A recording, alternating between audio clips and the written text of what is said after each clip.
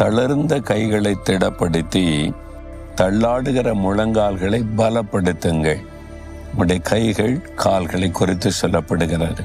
இந்த ரெண்டு எதை குறிக்கிறதுன்னா, தளர்ந்த கைகளை திடப்படுத்துங்கள், தள்ளாடுகிற முழங்கால்களை பலப்படுத்துங்கள். உங்களை பார்த்து ஆண்டவர் சொல்றார், தளர்ந்து போயிட்டீங்க, தள்ளாடி போயிட்டீங்களா? எதுல? ஜெபத்தில். அதாவது புருஷர்கள் தங்களுடைய பரிசுத்த கைகளை உயர்த்தி ஜெபியுங்கள் என்று எழுதப்பட்டு இருக்கிறாரு. கைகளை உயர்த்தி ஜெபிக்கும் போது சில சமயம் தளர்ந்துரும்ல, அப்படியே தளர்ந்துரும். அந்த கையை பலப்படுத்தணுமா? தளர்ந்த கைகளை திடப்படுத்தி ஜெபத்தை விட்டுறக்கூடாது. ஆண்டவரை நோக்கி கரமுயர்த்தி ஜெபிக்கிறத விட்டுறக்கூடாது. தொடர்ந்து ஜெபிக்கணும். தள்ளாடுகிற முழங்கால்களை பலப்படுத்தணும். முழங்கால நின்று ஜெபிக்கும் போது எவ்வளோ நேரம் ஜெபிக்க முடியும்? ஒரு மணி நேரம், 2 மணி நேரம். அப்புறம் அது கொஞ்சம் வலிக்க ஆரம்பிக்க, தள்ளாட ஆரம்பிக்கும்.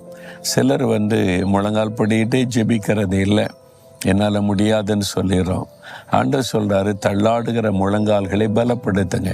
அப்படின்னா உங்களுடைய ஜெப வாழ்க்கையை பலப்படுத்துங்க. கரங்களை உயர்த்தி ஜெபிங்க, முழங்கால் படிக்கிட்டு ஜெபிங்க. இயேசு முழங்கால் படியிட்டு ஜெபித்தார். ஆண்டவர் சீஷர்களுக்கு கற்றுக் கொடுத்தார். பேதுரு முழங்கால் படியிட்டு ஜெபித்தார். பவுல் முழங்கால் படியிட்டு ஜெபித்தார். இதெல்லாம் வேதத்தில் நம்ம வாசிக்கிறோம். அப்போ முழங்கால் படியிட்டு கைகளை உயர்த்தி ஜெபிப்பது, இது ஜெபத்தை குறைத்து ஆண்டவர் சொல்லி இருக்கிற காரியம். மகளே, ஜெபத்தில் சோர்ந்து போயிட்ட நீ, மகனை ஜெபத்தில் சோர்ந்து போயிட்ட, தளர்ந்து போயிட்ட, முன்னால் எப்படி ஜெபம் பண்ணுவேன்? முழங்கால நின்று கரங்களை உயர்த்தியெல்லாம் ஜெபிப்பல்ல, இப்போ ஜெபத்தில் தளர்ந்து போயிட்டல்ல, மறுபடியும் உன்னை பலப்படுத்திக்க, ஜெபத்தில் உன்னை உறுதிப்படுத்திக்க. முழங்கால் ஜெபத்தை விட்டுறாத, கைகளை உயர்த்தி ஜெபிக்கிறத விட்டு விடாத அப்படின்னு ஆண்டவர் சொல்றார். ஏன் தெரியுமா? நீ ஜெபித்தாதான் ஆண்டவர் அற்புதம் செய்ய முடியும். நீ ஜெபிக்கத்தான் வாழ்க்கையில் அதிசயத்தை கர்த்தர் செய்ய முடியும். நீங்கள் கேட்டாதான் பெற்றுக்கொள்ள முடியும். கேளுங்கள், கொடுக்கப்படும். கேட்கிற எவனும் பெற்றுக்கொள்ளுகிறான்.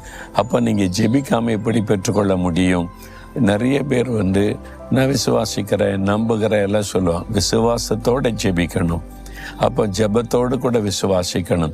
ரெண்டு இணையும் போது தான் அற்புதம் நடைபெறும். அதனால ஜெபம் ரொம்ப அவசியம் என்பதை இயேசு கற்றுக் கொடுத்தார்ல. அதனால உடைய ஜெப வாழ்க்கையை பலப்படுத்துங்க, முழங்கால் படியிடுங்க, கைகளை உயர்த்துங்க, ஆண்டவருக்கு தெரியப்படுத்துங்க. உனக்கு என்ன பிரச்சனை மகளே, மகனே, உனக்கு என்ன பிரச்சனை? எதில் இன்னும் உங்களுக்கு அற்புதம் நடக்கலை? சொன்னு போகாதங்க. நீ உங்கள் ஜெபத்தை கேட்டு அற்புதம் செய்ய அவர் ஆயத்தமாக இருக்கிறார். மறுபடியும் உடைய முழங்கால பலப்படுத்துங்க, கைகளை தளர விடாதங்க அப்படின்னு ஆண்டவர் உங்களுக்கு சொல்லுகிறார். சில சமயத்தில் இந்த தளர்ச்சியெல்லாம் வரும். நானும் அது மாதிரி இருந்திருக்கேன்.